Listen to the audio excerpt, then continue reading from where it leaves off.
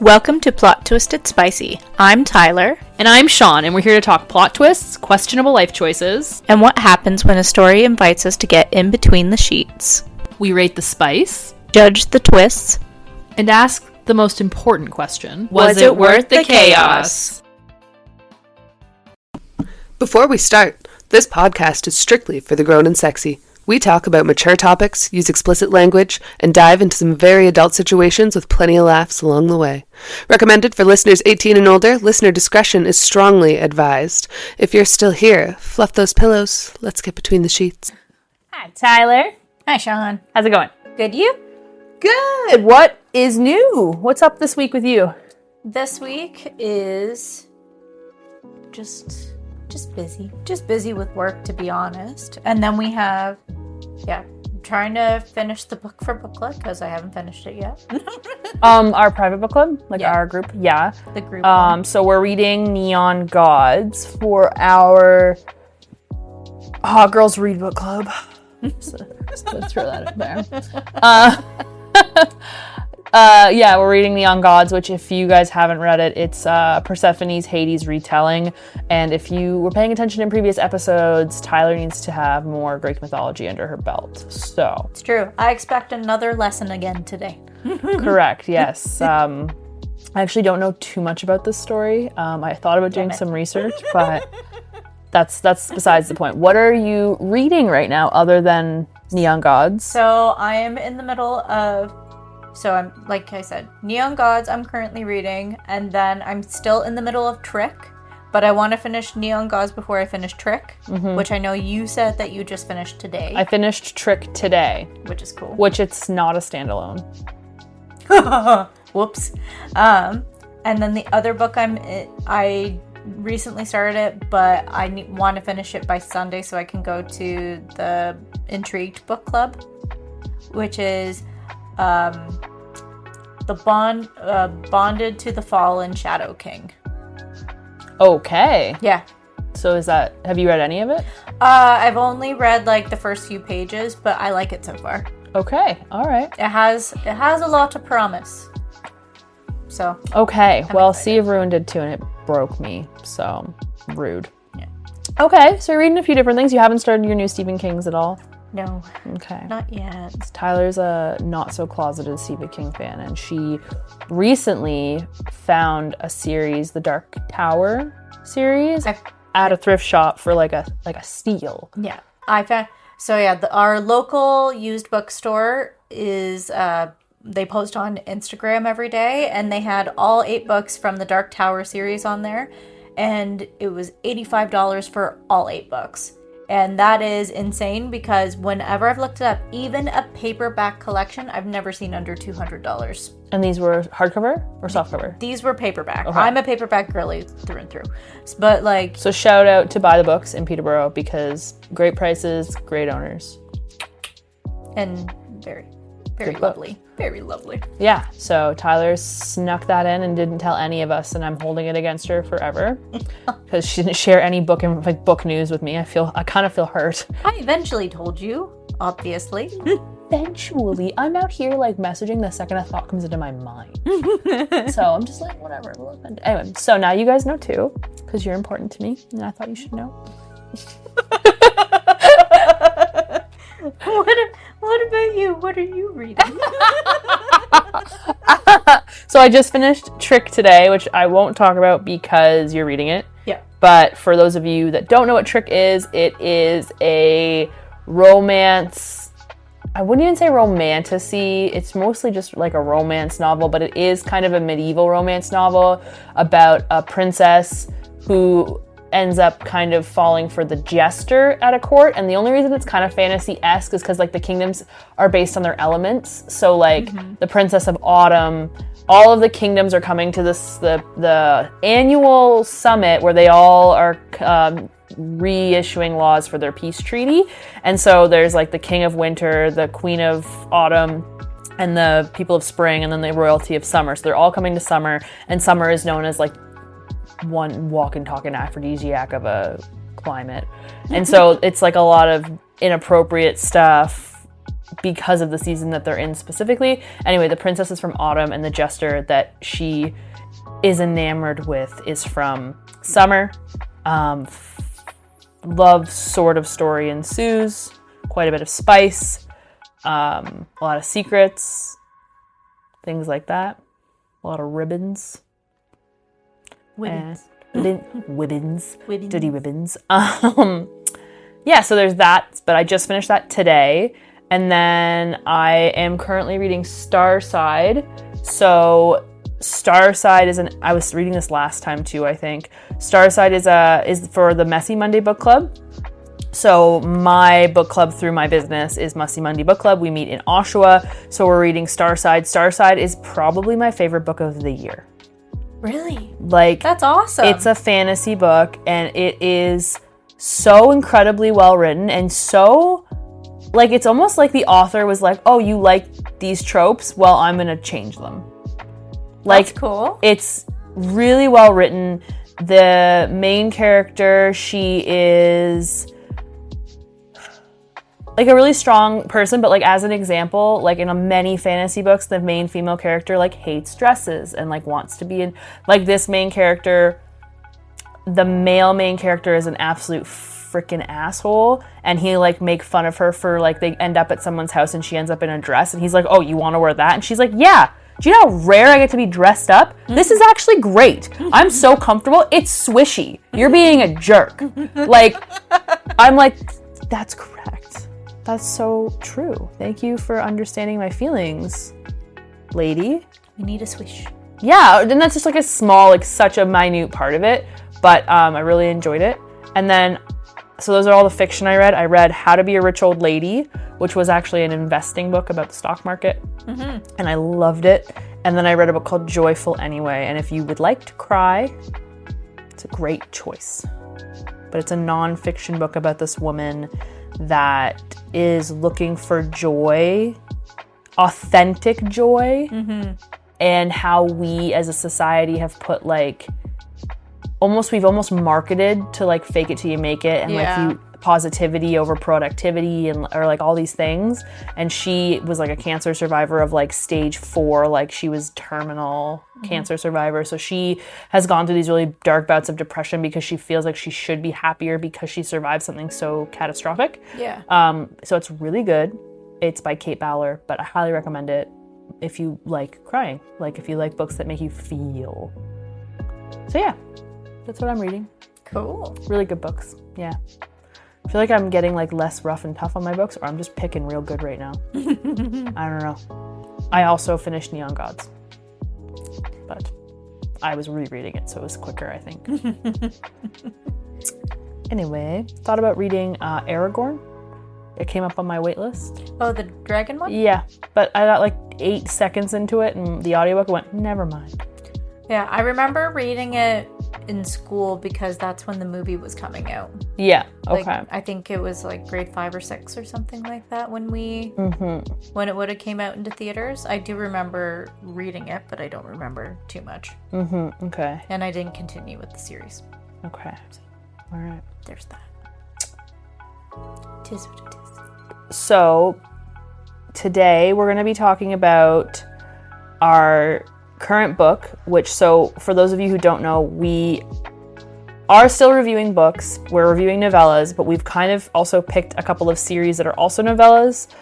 So Cleo Calloway, we read her first book, and now we're going to talk about her second book, which is Of Bloom and Blood, which is going to be Adonis and Aphrodite's retelling. Yes. And so Tyler is going to go over the synopsis for us when she's ready. When I'm ready. All right. Of Blood and Bloom by Cleo Calloway. When a goddess craves something mortal, even Olympus cannot contain her. Aphrodite, goddess of love, has tasted every pleasure, and yet she hungers still. The perfection of Olympus has become her beauty without flaw, desire without depth, and she is restless. Restless, she descends to the mortal world in search of something real. There she finds Adonis, a hunter whose beauty is matched only by the strength of his spirit. He does not fall at her feet. He does not beg for her touch. Instead, he meets her with caution. with quiet fire, with a passion that sees her not as a goddess, but as a woman. Woman. Their love blooms fierce and tender, rooted in reverence and hunger. But in every world where gods are jealous and beauty cannot be unguarded, passion is always shadowed by peril. Blood stains the meadow where they lie together, and Aphrodite must descend into the realm of death itself to beg for the life of the man of blood and bloom. What? The man who has undone her. For some reason, I completely skipped a line. And then, yeah, that's what it says. So, of Blood and Bloom, book 2, this has like a 4-star rating on Goodreads and is 80 pages. Yes. Now, I will take that rating with a grain of salt because there's only 14 ratings. Yes. So, for me, for an average rating on Goodreads to be like a value, I think it needs like at least 500 reviews. Yes, it needs for the average to matter. Like, all the reviews are good, but for the average rating to appeal to me, I'm like, is it actually a 4 with 14 reviews? So we are going to divide this particular book into 3 sections, and we're going to go over each section. So if this is a book you're interested in reading based on the synopsis, from here forward, there's going to be spoilers. So you can either maybe listen to the beginning part and see if you like it, but as we go, we're going to be giving away the story. So that's up to you guys from here on out. Otherwise, part 1, so because it was 80 pages, part 1 was like less than 33 pages. Yeah. And in that part, we're basically getting like the introduction of Aphrodite. It's a dual POV, which I always do really enjoy. I personally really like, especially most books are written from the FFC's perspective. Yeah. So I really enjoyed that when there is a dual POV. And in this book, the beginning, it's so quick. Basically, Aphrodite is like bored on Olympus and is not happy with her life, and she is like, everything is kind of faded. Like, it reminds me of Pirates of the Caribbean when they take the gold. If you haven't seen that movie, sorry for the reference, but they can't taste fruit anymore. It's all gone to, like, the Barbossa does this story to Elizabeth, and it's great, where he's like, the fruit isn't as sweet. So she's kind of at this point in her life where, even though she's a goddess, nothing shines or feels, she doesn't feel anything about it anymore. Yeah, basically, like, her entire, like, everything seems perfect and looks beautiful, and everything is like the way perfection is supposed to look, so you think you'd be happy, but she basically is just like, this makes me feel nothing. Everything feels rehearsed. It's just, I get whatever I want whenever I want it, and it just doesn't make her feel anything. She feels nothing, so she leaves. She takes her dove-drawn carriage, and I know, and she leaves. I believe that is a thing in the lore. And she leaves Olympus to go see what's up on Earth. So then in the first part, we end up seeing Adonis. He is, like, for lack of a better word, a crunchy granola mom. Like, he's in nature, and you find out that he's kind of like a hunter and healer, but he's very much like in tune with the land.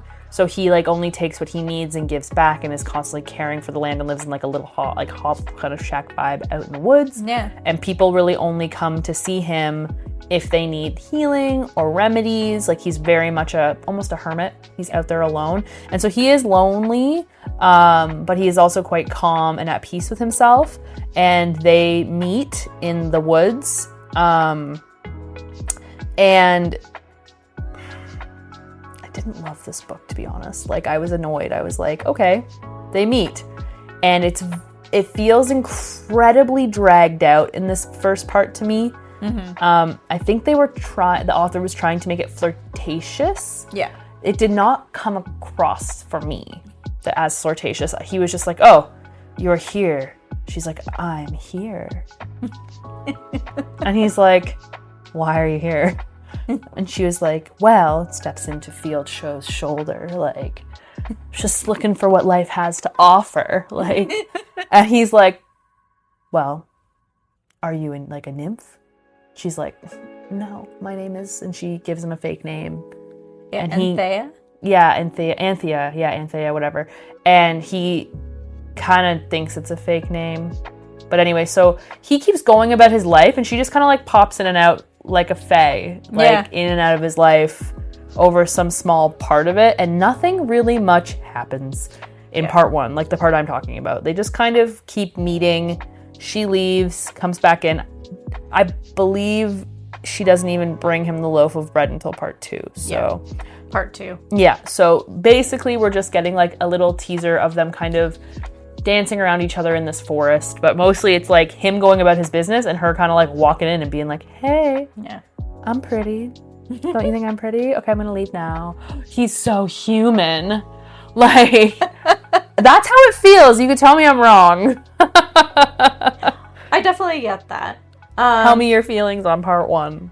So I do feel like it was dragged out a little bit more than, say, the previous book was. Mm-hmm. But I kind of took it as like, just because he's very much like a god hater. Because of like his mom and stuff like that. Yes. And like when he was having the inner monologue, he was just kind of like, yeah, basically saying, I don't respect the gods, but I respect the land that I live on. Yeah, he chooses not to pay homage to the gods. Yeah. And so when she kind of shows up and she's just kind of like, oh, hey, it's like, I'm hot, basically, because I think they also tried to hint at it because like she is used to getting whatever she wanted, and he was just kind of like not giving her much to go with. She's like, damn it, I want him. Yeah, she wanted what she couldn't have at first. Like, that's how it felt. Yeah, and that's definitely how it was. I saw a little bit more inner turmoil from him, and that's part of the reason why I was just kind of... So, this section was harder for me. I found it was better as the section went with the later sections, in my opinion. But yeah, the intro is always harder to kind of break down, right? Yeah. There's the least happens. You got to have your build up of some kind. Yes, and I think it was kind of doing that, and yeah, it did drag out, but I kind of saw it from the perspective of like, she's trying to get what she wants, he's not giving it because he also doesn't care for gods, and because he's not giving the reaction that she wants, he's just kind of like, yeah, come here. Yeah, yes, he's apprehensive, but he still wants her, which is why you need the dual POV, because if you only got it from her perspective, I would be like, dude doesn't want you, babe, go. Well, that's kind of what I took it as, because all I saw was her perspective, and as soon as we get to like his perspective, I was like, oh, you want her bad. Yeah, he does want her. He's just scared of wanting her, I guess, or like uncomfortable with it, because he knows what could happen. Yeah. And then, was there anything from, like, did anything grab your attention from the first part? The dove carriage. I also like that they use the word peplos. Like her clothing, her peplos are like swirling around her. So those are like traditional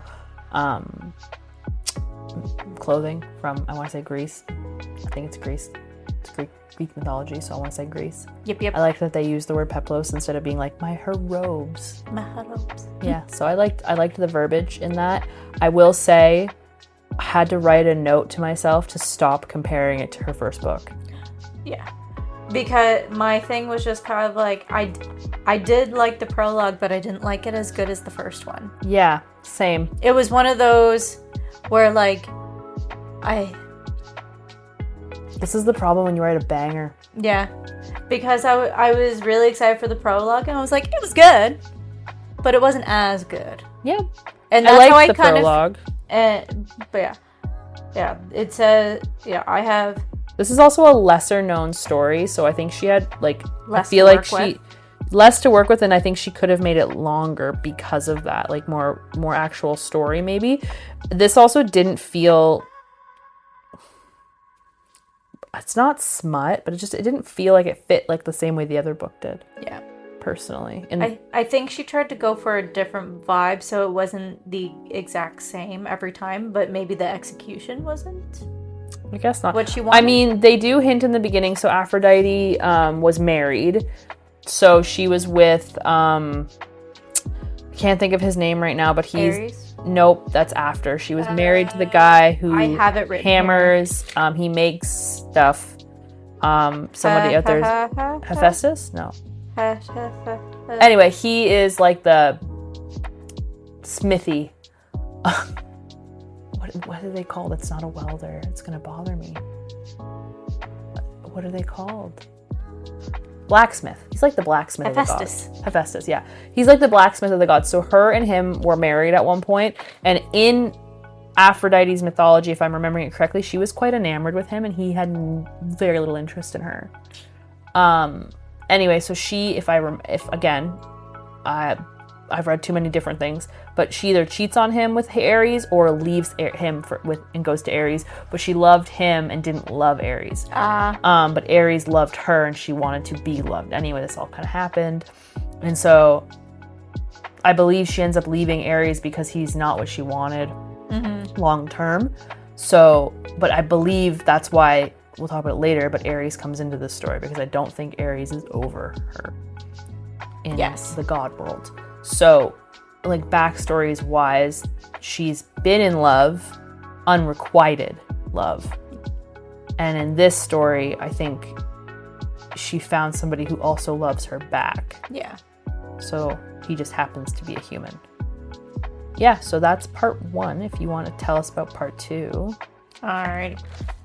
So I have here, and in this section with Aphrodite admiring Adonis's house, and then basically inviting herself over for dinner with a loaf of bread. She brings a loaf of bread and just like, I'm coming in.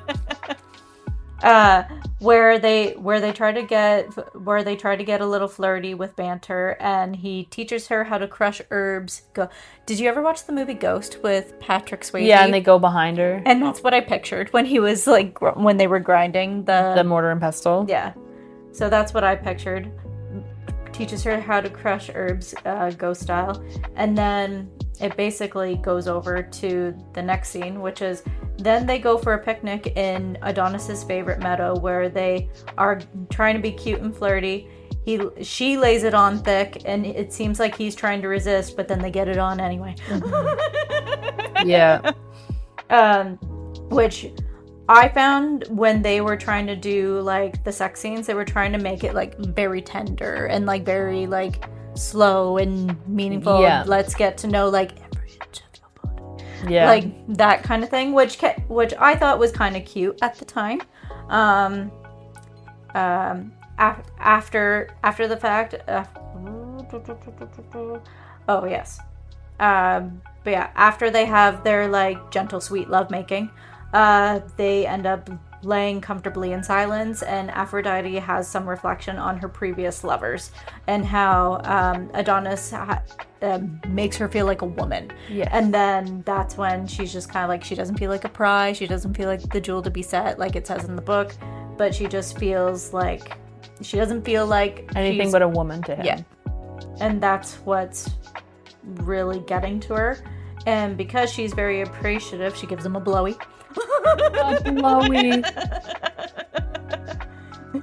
And then again, they lay comfortable in silence, and she like has even more reflection and has fear of losing him. And then again, I find the scenes kind of switch over fairly quickly. Yeah, they had to, I think. Yeah, and because like, and that's the thing, because the book was so short, but I just felt like we finished seeing it was like, and then they actually go on a hunt because there's something big and bad in the forest, which we find out later is the boar. And then while they were looking for the big bad animal that they don't know what it is yet, they see Artemis, who rats her out, saying that she's not Anthea or Anthea. I don't know how to pronounce her name. Yep. And then, as Adonis realizes who she actually is, which he kind of knew. He it seemed like he had inklings throughout, but then like didn't let himself believe it until he was like, oh, okay, well, cat's out of the bag. This is who it is. And then as basically he finally like admits that she is Aphrodite, Ares just whips out of nowhere and basically is like, and says like, I'ma save you from yourself and keep your toy close because there's something big and bad in the forest. And which in the lore, I believe Athena is the one that sends it. Oh, Athena is the one that sends it. So in the mythology, I believe in a rage, because I believe somebody says Adonis is like a better shot than Athena, or like somebody basically like insults Athena through him. Oh, so she sends this boar into the woods. I believe That's the original mythology of it. I believe you. However, I can't remember if that's 100% true. Yeah. And then like, says something big is bad in the forest, and then dips. And then a storm is happening at the same time, and then Adonis hears the boar, and they go back to his place. They spend the night together, just holding each other. Like, after all this truth, you figured there'd be anger or anything like that, but no, they're cool with each other. They're just cool. He's like, lies, that's all good. We love each other. They're all cuddly and shit, and then the section ends off with Adonis looking out the window. Lightning goes off, and he sees the boar in the forest at the edge of the forest. Which I did like that, like the lightning flash kind of description. I thought that was cool. I was just kind of like, oh, this is setting the tone here. Yeah. Did you find this section engaging?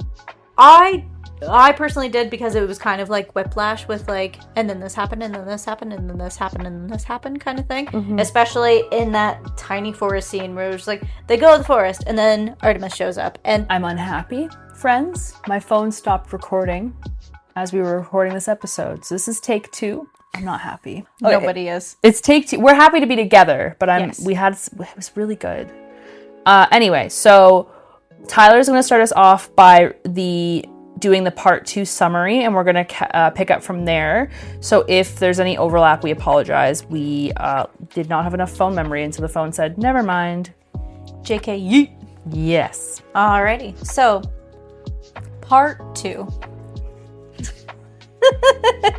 This section starts off with Aphrodite and Aphrodite admiring Adonis's house, where she basically invites herself over for dinner with a loaf of bread. And from there, they get a little flirty, and he teaches her how to crush herbs. And like I said, it was movie Ghost style, where like he goes in behind her and is like this. Yep. And then from that dinner, it immediately jumps to the next scene where Adonis and Aphrodite go to Adonis's favorite place in the meadow, where they have a lovely picnic. She lays the flirtiness on thick, and you think that he's trying to resist it all, but then JK, he caves, and they get it on anyway. Correct. They sure do. And in my opinion, the love was very gentle, very sweet, very cute. But after that, they lay comfortably in silence, and Aphrodite basically just has reflections of her previous lovers. Mm-hmm. How she feels like he sees her as a woman, that she's not something to be praised or like what was it, like worshipped, or one of the prize to be won, jewel to be set, like all the stuff that was said in the book. Yeah. And because she feels so grateful, she returns the affection and gives him a blowy. And again, they lay comfortably in silence. But in this reflection for Aphrodite, she has a fear of losing him. Mm-hmm. And so that kind of that's where it ends off with her. Mm-hmm. And then Adonis and Aphrodite now goes on to the next scene, where they go out into the woods so that Adonis can hunt a beastie in the woods, but at this point they don't know what it is yet. And while they're looking for this wee beastie, which is a big beastie actually, Artemis comes in and basically rats out Aphrodite, being like, she's not Anthea, or still don't know how to pronounce it even this time around. And that's when Adonis is just kind of like, okay, this is Aphrodite. And as he's basically having that thought, Ares swoops in and says to Aphrodite, I'm going to save you from yourself and also keep your boy toy close, because a big bad beastie is in the woods, basically. And then he fucks off. Mm-hmm. And then as Ares dips, a storm starts. Adonis hears the boar. They go back to Adonis's place and end up holding each other, because, like you said, what's lying? We don't care about lying. They love each other. And the scene actually ends off very cool, where where Adonis looks out the window, a flash of lightning comes out, and then he sees the big shadow of the boar. Yeah, exactly. Yeah. And then, yeah, I Tyler loves this book. do. She's feeling her feelings right now. I'm feeling my feelings. Did you find that the story stayed engaging? In this section, at least. Yeah, I feel like for me, this is the part of the story where the story actually started taking off. Up until here, I was like, what are we doing? Yeah. However, I did get whiplash because of the changes in the story. And I was surprised about Ares and Artemis showing up just because there was no history of them in the book at all. No. So they just kind of pop in and they're like, what's up? Bye. Hey, that's actually your Aphrodite. Hey, I don't like you guys, so here's a boar, but it wasn't really me. Okay. And they're both kind of like, yep. And then they go have a snuggle. They have a nice little snuggle. Yeah. But yeah. They move on and they're like, you know what? You lied to me this whole time, but guess what? Let's snug. But yeah, we agree on that, is that the section definitely picked up from the first section. The first section, like you said, was kind of, it was slow, wasn't really sure what was... It was a crappy build. Yeah, it wasn't as good of a build, but then all of a sudden this section happened and it was like bang, bang, bang, bang, bang. And everything happened in this section, basically. Everything happened. Yeah. And then, yeah. So yeah, the surprises and twists for me also were that Artemis ratting out Aphrodite, and then almost immediately after, Ares just showing up and dipping just as fast as he came. And then the other kind of surprise for me was the beastie in the woods. And I have this in brackets, but I have the boar sounds familiar, but also don't know the lore. There is a boar in the lore, and the boar in the lore does kill Adonis in the story. So he does not survive the attack, and his death is like a metaphor for rebirth, because it's not tulips, but it's a type of tulip grows from where his body was. Yes. So Aphrodite loses him, and she is devastated by that in the actual story. However, in this story, as we will come to find out, that's not exactly what happens. There are flowers, but that's about the only thing that stays the same. I do think that, the way I read it, it seemed like Ares came in almost like a jealous rage. Like, he was mad. Yeah. And he was like you said, I'm going to save you from yourself, but, keep your boy toy close. Because they're going in as a person who doesn't know the story, that seems like a really silly thing to do without putting any other tidbits into the story. Yeah. So, to me, there should be, have been something in the beginning of the story that triggers this. So Aphrodite and Ares could have had a fight or a conversation before she comes down to Earth, and then when he comes in a jealous rage, it makes sense. Yeah. But as of now, you would have to know that Ares and Aphrodite have a history. Yeah. And they kind of allude to it, but not as much as what you would think. It's pretty vague, considering. Yeah. I don't think you know unless you read anything else mythological, but that's just me. Personally. I guess you don't know anything, so maybe you were like, what? Yeah, it threw me, again, having those people just randomly show up, it threw me off, but because you have the background knowledge, it's easier for you to piece together, whereas for me, I was just kind of like, and then this? Yeah. And then that? Yeah. And what's going on? Yep. And that's kind of what happens for me. Did your opinions about the characters change at all? No, I kind of felt similarly about both of them. I didn't really see much depth to Aphrodite in the beginning or the middle. She, to me, was just excited to have this change from this guy, this different attention, and that was her whole personality. Yeah. I felt that he had some depth, and I liked his character, but I just felt like neither of them really changed or grew. No, that's fair. But how did you feel? So, for me, it was... sorry. I guess I didn't say this in the first section at all, because I was like, did I talk about this? I think So my opinions for Adonis changed from the very beginning, just because I thought maybe he would be like harder, strong man than what he actually was, and that how caring and gentle in nature that he is just kind of threw me off. Tender boy. Yeah, tender boy.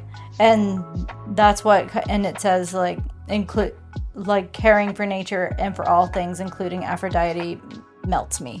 Agreed. Like, so that's what I had there for opinions, because when I, like, in that first section, you basically get like a couple seconds of him. Yep. And I'm just kind of like, I didn't really know how to take him. But again, I think that's what you were talking about. Like, good thing they had his inner monologue.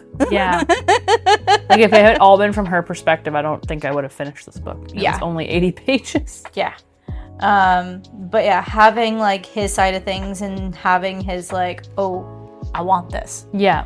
Really like put me in, and like seeing his inner thoughts and how gentle it is, and how kind of like he's very thorough in like everything that he does, and very thoughtful. And so I wasn't expecting that.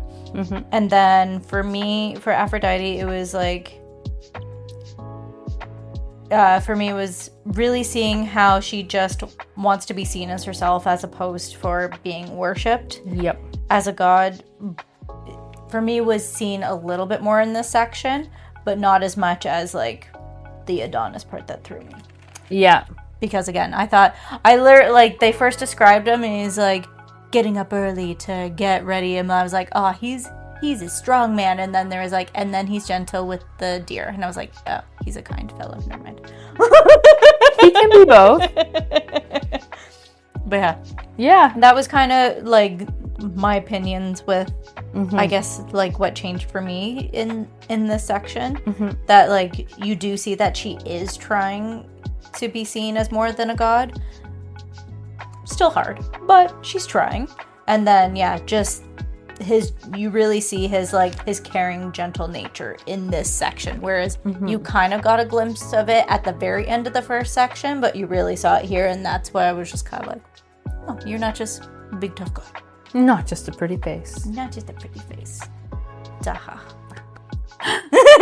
Daha. Daha. Alrighty. So then basically right after this, we ease into part 3 of the story, which is our like culmination of everything. So they end in his house. That's when the lightning flashes and he sees the boar in the woods. And the next day, they go immediately out after the boar. I can't tell you why. He gets full on skewered.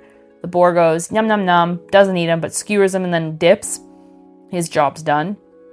He starts bleeding out everywhere, and Aphrodite is like, I will not lose you kind of vibes. So she goes down to see Daddy Hades, whom we love from book 1. And she's like, hey man, save my boyfriend. And Hades is like, I don't know if I can do that. And she's like, come on, save my boyfriend. And he's like, are you willing to give up everything for him? Are you willing to, bow before me? Are you willing to beg, essentially? And she's like, yup. And she like drops to her knees and she's like, I beg you. And my favorite thing is like, he kind of goes, well, Persephone would want me to. So sounds like a plan. Like he is like, so I understand what love is now. Okay, I'll help you. But you could still see his same personality from the first book in this. Yes, he stayed. I agree wholeheartedly. He is Hades. He stayed true, and it sometimes he's just whipped Hades, which we love. Yeah, it's just I know sometimes from like a character from different books, sometimes it's hard. Like it's hard transitioning them and like maintaining the same level of like who they are in other sequels. But I did. In that tiny section with him, I was like, that's Hades. That's Hades, yeah, I agree. And so he basically makes an agreement with her that Adonis, like, he kind of makes Adonis an immortal, which is, like, actually bonus points for Aphrodite, but whatever.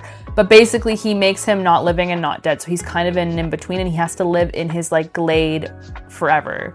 Yeah. So he can't really leave. So then she goes back up to the surface. He goes zombie style and wakes up. And I have to do it like that because I pictured the whole scene of him waking up as him as a zombie. Because he like wakes up and he's like experiencing everything more. Like you can feel he's part of his forest, so you can like feel it all and is like connected to it in a more deep way. And then they fall into each other and are very happy, and they spend the rest of their days together in just adorable mortal and pestle grind and bread eaten bliss, Can't be wrong. Can't be bad. It can't be wrong if the spices are crushed, So grinded. Wow. So I found the ending satisfying and sweet. Yes. I think all the themes came together very well. It is changed from the original lore. However, I would have added more character development or character connection in the story. That's the thing I would have changed personally. Fair. I think the story itself was fine. I enjoyed it. However, things felt whiplashy without having those small details that I feel like the author could have extended the book by like 20 pages and given us a little backstory with each of the other 2 characters she included in the story. Like I said, she double oiled herself in the beginning of this book. For those of you, I don't remember if I said this or not, but the girl opens up on getting oiled down by servants, then gets in a bath. She's freshly glistened and goes, I'm stressed, and gets in a tub, then gets out and re-oils herself. We had time for that in this writing. So I feel like we had time to create a small little connection with the other 2 characters. Something.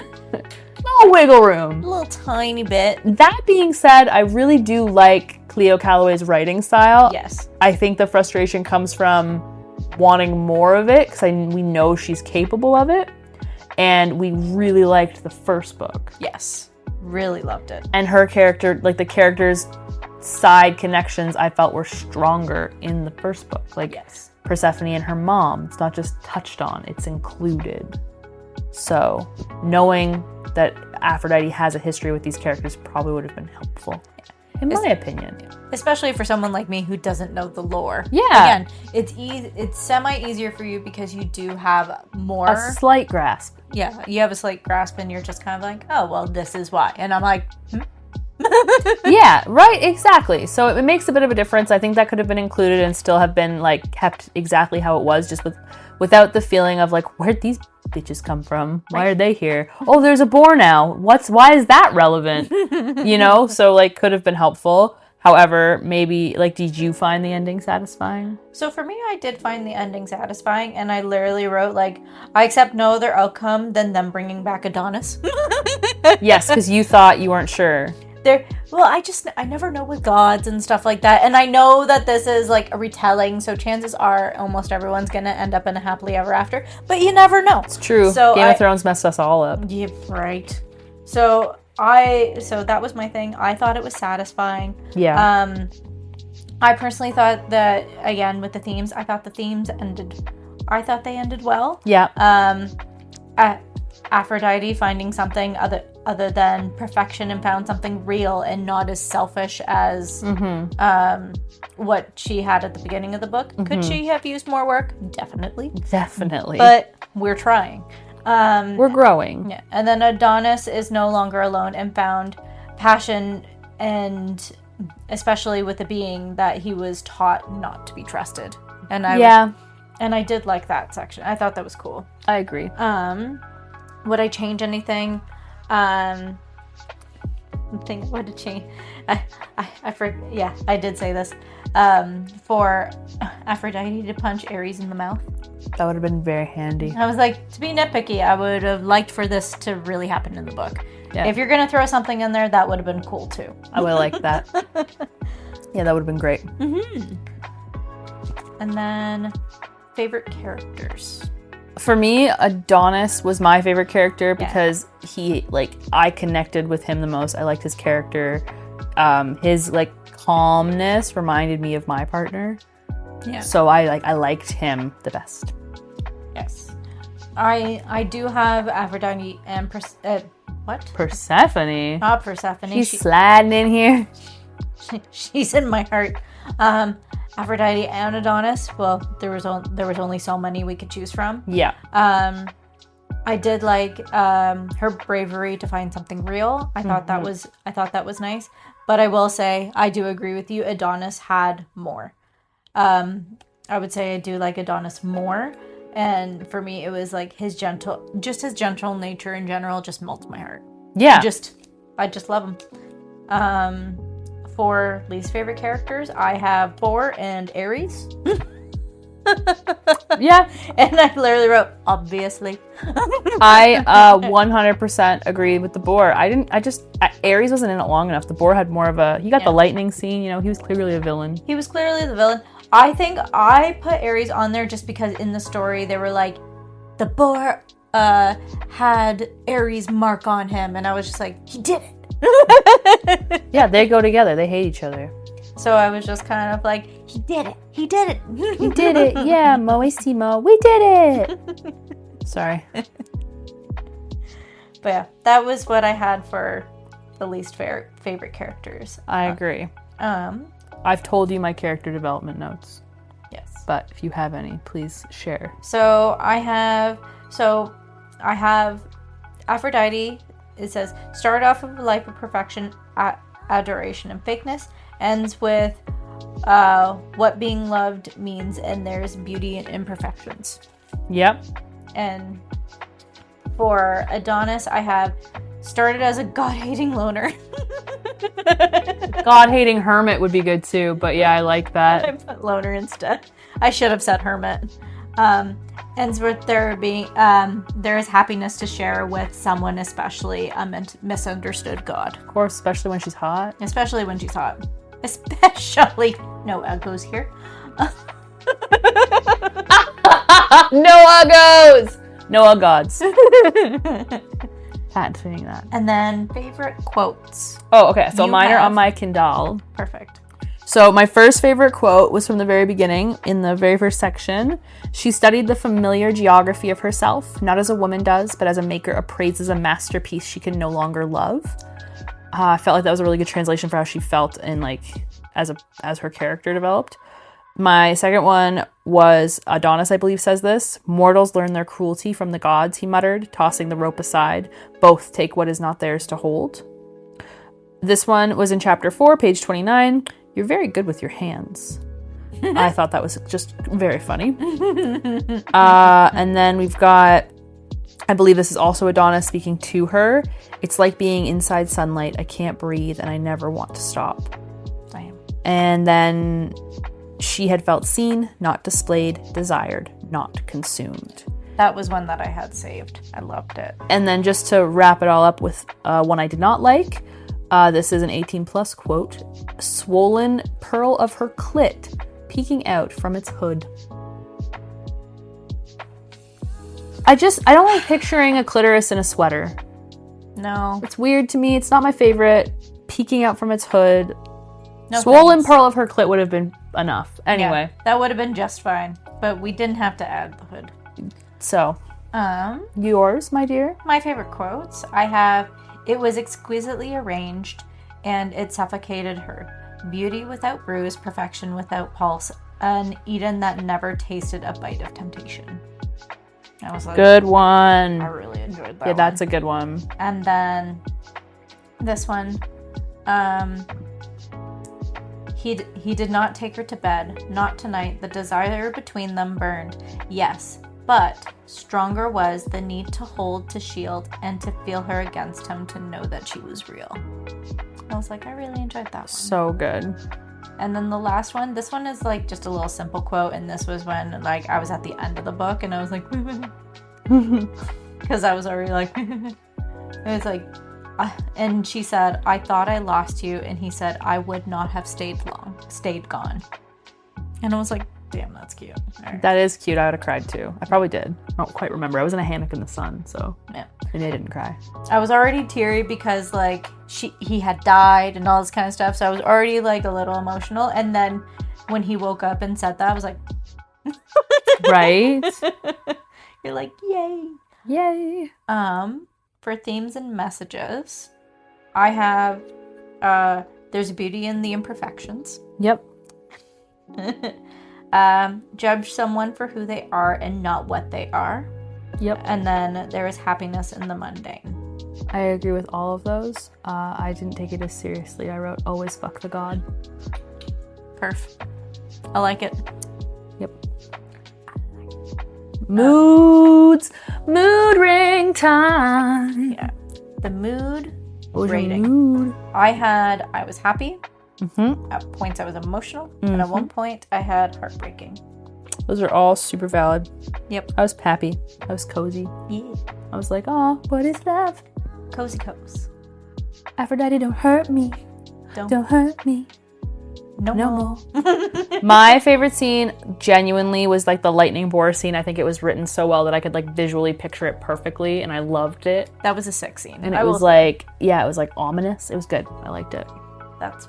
That is a sick scene. I do like that. Mm-hmm. My favorite were the scenes after sex where they just were just the description afterwards and how comfortable they were in the silence, just being present with each other. Yeah. I just thought that was very sweet, and just I could feel it. I could feel the intention.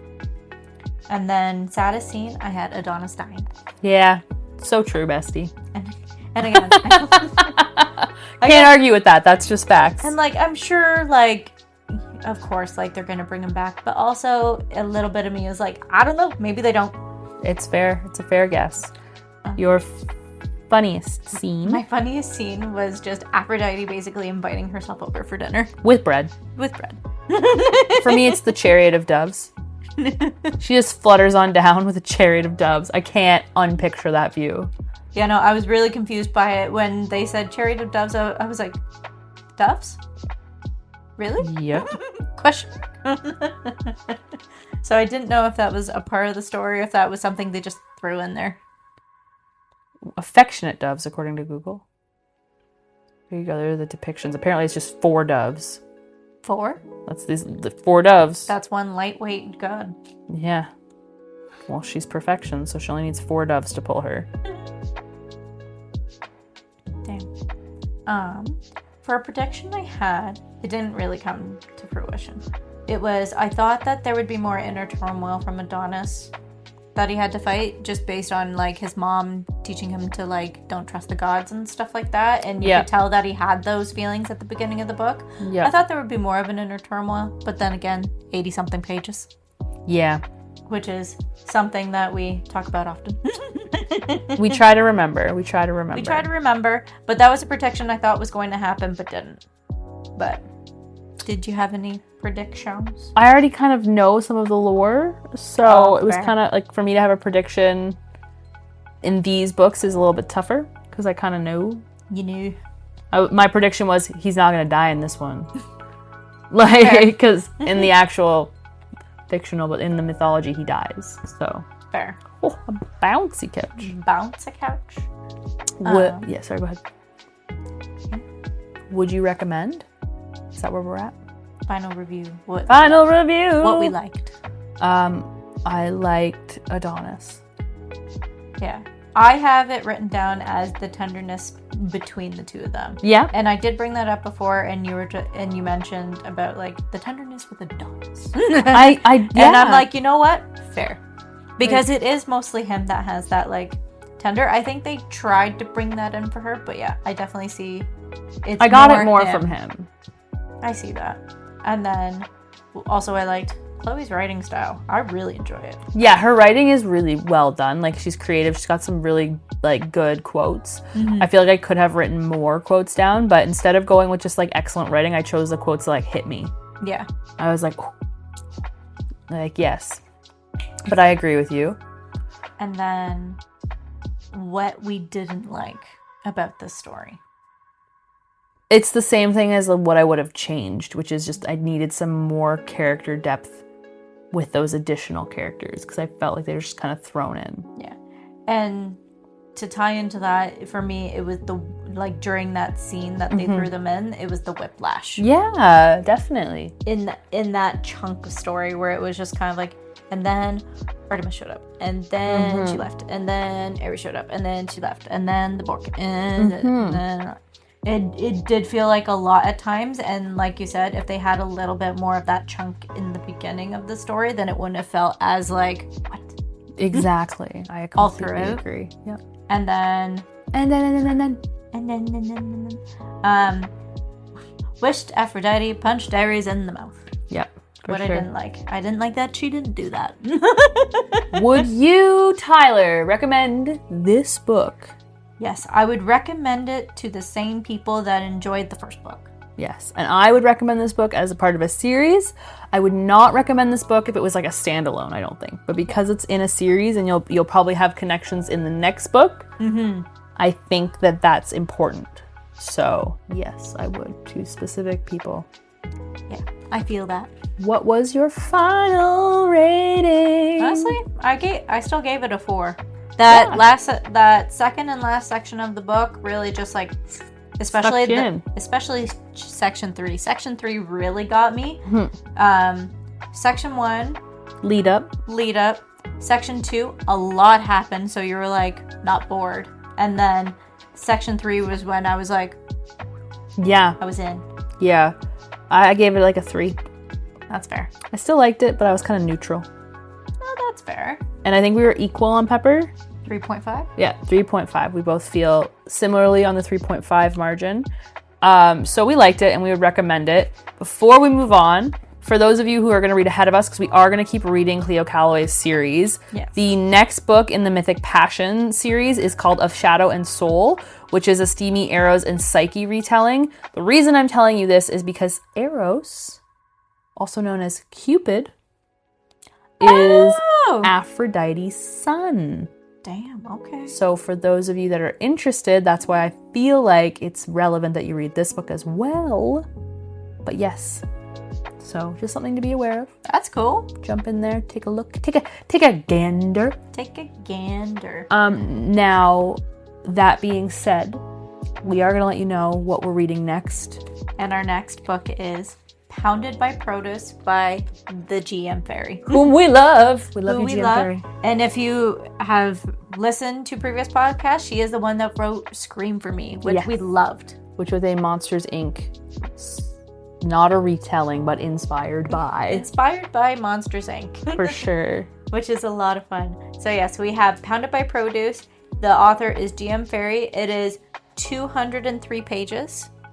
And the ratings so far are over 4,000 ratings.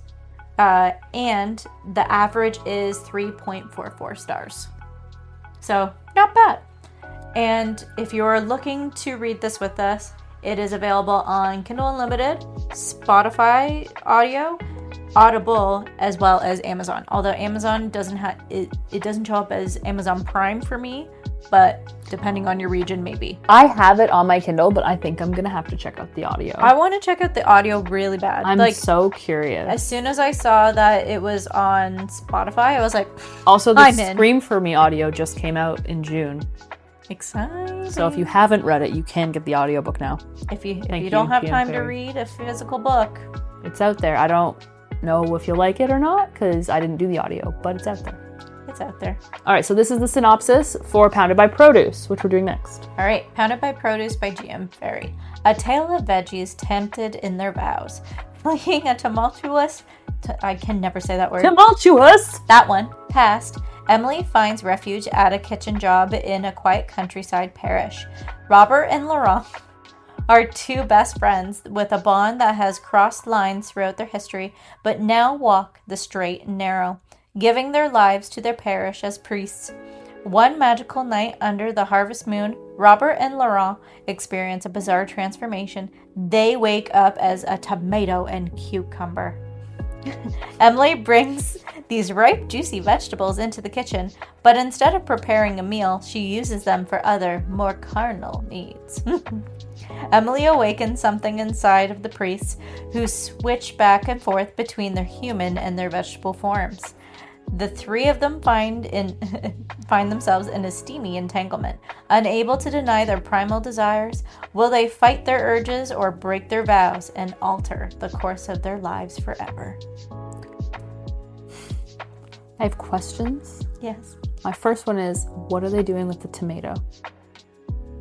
I have no idea. It's got to be a tough tomato depending on what she does with that thing. I'm concerned. What if they burst it? Is he going to transform and be injured? I hope not. Or maybe if as soon as they break it, he splashes to human form.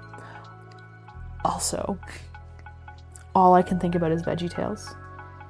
Well, and it does say a tale of veggies.